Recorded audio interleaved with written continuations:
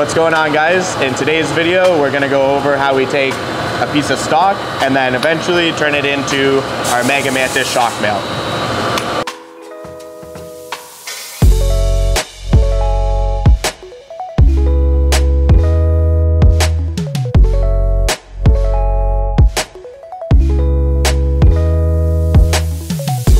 Alright, so today we're going to go over some of our CAD process and basically just what tool paths we're using to make the part out of the stock. This is our part that we're going to make, obviously. The mouse, man, I'm going to launch it. Okay, so we're just going to go over some of the tool paths and give you a rundown of the details of the part itself. Right here, our tan part is going to outline our stock, what we're starting with. Our first tool path, or the first machine path here, it's just going to do the outside, the profile of our part itself. You can kind of see around here. You can also go in. One way to check our programs is that we can run a simulation before we actually run it on the machine here. And that's just going to show how the tool is going to act. It's going to go over all of our retracts, the profile, depth of cut, and then we can kind of see if there's anything funky going on, if the machine wants to try and travel through the part, crash or anything like that. So continuing on here, we just have some of our other tool paths coming along. This lets us choose which tool we're using, the path on the design itself, some of our different operations here, down to finishing. And then you can see as we follow the timeline here, it's going to give us our finished part or finished operation. So here we're just going to go over one of the most important features on the first operation here. It's going to be the bearing seat, which holds our actual shock mount bearing. So not only is the diameter itself very critical to make sure that the bearing is held in place nice and snug, but our depth is too, because it's a two-piece design, and when we have these two pieces mating with each other, we don't want the bearing to be able to slide back and forth inside of the part once it's together as well. And here, after we've kind of gone through some of our roughing operations to get us our profile, our step here to slide over top of the lower control arm itself, our holes, we're going to come to the most important part or feature of this side of the part on Op1. This is a bearing seat, so we need to make sure that we get the diameter and the depth itself bang on so the bearing isn't going to be sliding around. Alright, so here we're just going to run down the first operation, showing you what we're starting with here. That's our piece of stock. It's just a piece of 6061 aluminum that we chop up on the bandsaw into a thickness that we can fold into the vise properly. After the first operation, this is what we're left with here. You can see where we held it into the chuck itself, so we have some material remaining for when it gets flipped over. Op2 is going to take care of all of that. You can also see here that we have our two little ears on either side. That means that when we have our bearing in here and they mate up, these guys are going to align, and we're going to have a countersunk side and a tap side. So that'll mate together and it'll just kind of snug up, hold the bearing into place, as you can see in our finished part here. One of the most critical dimensions on the first off here, like we talked about in Fusion on CAD, is this bearing seat here. So diameter is just going to be just enough for us to snug the bearing into. A nice tight fit here. It's not going to be spinning around or anything. It's nice and tight. We can mount it up to the other one. No sort of movement or anything like that. So one of the features of making this two-piece design is so that it can be serviceable. The bearing's going to press in. There's not going to be enough room for it to move or jump around, slide in between either piece. But if you ever do need to change the bearing, it's going to be able to be removed. We work with about a half of a bow tolerance on this, so we're getting into tenths of an inch. That just lets us make sure that once the bearing sits in here, it's not going to move around, it's not going to warp or mushroom the bearing diameter here, but if you ever need to change it, you're not going to need to press it out with a physical press.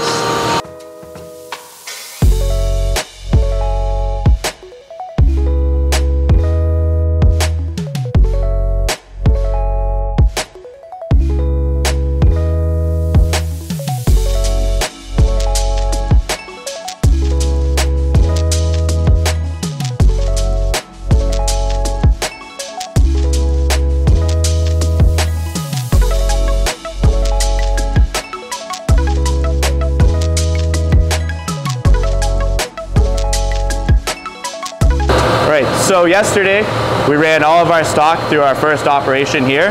That leaves us with each side. And now today we're gonna go over how we load into the second op, and we'll touch on a couple of the machining features that we do in Fusion as well. So we'll get these loaded up, and there we go.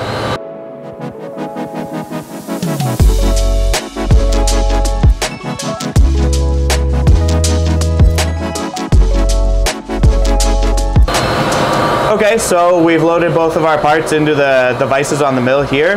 We have our countersink side on the left, we have our threaded side on the right here. So the difference being just the ears are on opposite sides. There's a comment in, I believe, our first video that we put out asking us why we weren't using soft jaws. Just in that particular setup, the fixture plate helped us a little bit just because we could hold from the inside. And for here, we are actually using a pair of soft jaws that we have machined to the contour here. So it follows the profile of each respective side here for our ears. We fit them in and then tighten the vices up. So that's going to give us a much better hold on a round or a profiled part that's not just exactly flat. And once we seat them in, we don't have to worry about the end mill pulling the piece up out of the jaw or anything like that. So after we give them a little tap down, we just check our parallel on either side. We have that under the one flat that we did in the first operation, and then the jaw is also going to be equal height to our parallel here. So that's going to seat the front of the part. And we know that now it's sitting nice and flat.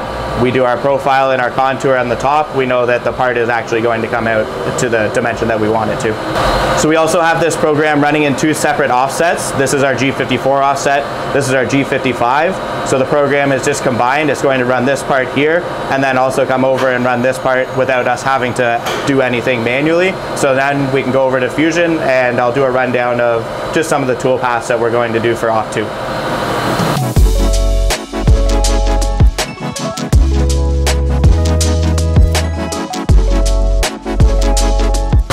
Alright guys, so now we're going to go over our second operation, just kind of quickly run down some of the features on this side of the part. You can see here, this would be our first operation. We're going to flip the part over in CAD. Over here is where all of our tool paths and programs are going to be generated from. So we're going to select operation 2 over here. I've already done all of the programs. This is kind of already a proven part since we've run it before. So all the programs are already finished here. We don't have to make any, we don't have to do any editing, but I can just kind of quickly run down what we already have and the reason why we do each operation, kind of the step that we do it in. So we'll see here, again, referencing our tan outline of our stock piece. We're left over with a big gap here. That'll be extra material as we held it in Op 1. So what we're going to be doing here in the first operation is just a pass to skim it all down and leave a little bit of finishing height on our top. This will then go down, take more of our step away, and then this is just going to complete the bore through for the bearing itself. This operation here, this operation, and this operation, we can use the same tool to do all three. So that's just going to minimize the time that the machine spends changing tools, although the Haas is quite quick at tool changes here. If we don't have to have the machine bring itself up and out of the way, go to a tool when we're just going to go back to that same tool later in the program, as long as it's not going to interfere with some other operation that we have to do. So that's why we have this guy, this grouping here. We'll then go on to do our logo that engraves the FDF logo on the upper part of it here. And again, we have the same tool doing two other operations while we're up here, just to try and save some time in the program. So you'll notice when it's done, we don't have any sort of a burr, it's nice and smooth. The way that we're doing that is actually cutting the logo and then finishing over top of it. So we will have a small burr on the finish once we do the engraving. And then we have another cutter come over top, which is this one here. It'll finish it to the final height as well, and it just takes off the burr and makes it look nice and presentable for you guys.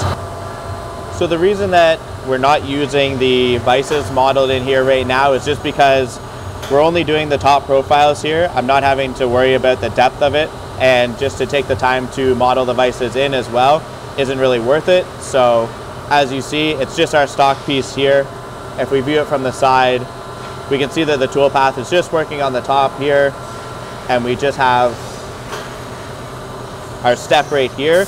I already know that on the parallels and in our soft jaws, the part is never going to be at a point where the cutter is going to crash into the vise. So we just didn't take the time to model our vices into Fusion, but that's definitely something that we will be doing, is modeling fixtures and vices in. Other than that, the mouse just needs to work so I can film my video.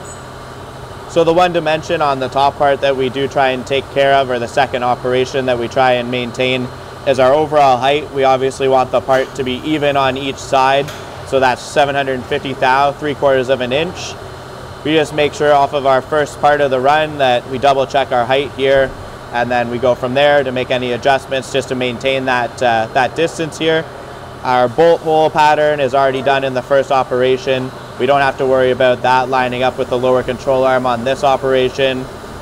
We'll just make sure that the chamfer is nice and even on either side of the part here, as you can see, like that. Make sure that the depth for our logo engrave is even on each part, just to make sure everything's looking nice and even. And so yeah, as far as this video goes, I think we'll wrap up our introduction to what we're doing on Fusion here. Okay, so now we're gonna go over basically how we finish off the part once it's out of the mill, and then we're also going to assemble a shock mount, and we're gonna throw it on this arm for you guys to see just how it's installed. So first, we take our part, we have our matching pair here, countersink side, threaded side. So when they come off of the mill, we do as much as we can to chamfer all of our edges and any of our sharp corners. There are just a few radiuses that we're not going to be able to get to on the mill. So we just take our whirly bird, we're going to do a little deburr on that corner here. Likewise on the other side. And then again on this side, we're just going to give a quick deburr on the thread here to make sure that it goes in nice and smooth. Deburr our radius,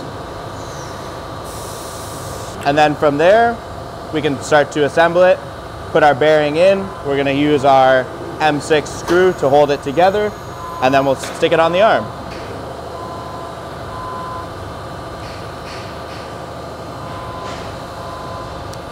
Simple as that.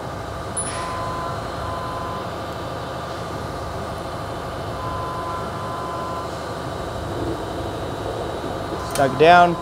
All right, and here we have our Mega Mantis lower control arm in a rather sweet custom color, so props to whoever ordered that. We have our shock mount, we have our hardware. We slide it over here. Again, I know Josiah did go over this in a, what was that, Jack, a TikTok video? Instagram. Reel though, right? Okay, now we're on YouTube. So anyways, we're just gonna go over this again. I know Josiah kind of showed you guys the serviceability of the shock mount itself. But for those who missed the reel, now we get to do it on here. So slide it over, line our bolts up. And then again on the Mega Mantis arm, we have our adjustable motion ratio for the shock to change effective spring rate without actually switching your spring rate out. We're gonna mount it up. It's as simple as that. Obviously, you're also gonna get your washers, your spacers on the end of it here, but that's how a shock mount works. Tighten it up, shock mount or the shock shackle goes over top of it here. All right, so there we have it. That is how we make our Mega Mantis shock mount from stock, first op, second op, a little bit of the computer, installation. So yeah, hopefully this video just kind of showed you, even though it's kind of a small part, just the amount of effort and work that goes into each and everything that we make here, and just kind of the little final and personal touches that we put on stuff to make sure that the product is as good as you guys want it to be. So yeah, thanks for watching. Subscribe, like, again, share in the comments what you want to see us work on, what we want, if you want us to touch more on the programming side, setup side, tooling side, whatever you guys want to see, we're gonna make, so let us know. We are really close to hitting 10K subscribers on YouTube. We are doing the giveaway, and it is what, $2,000 of in-store credit, Jack? Yeah. Okay.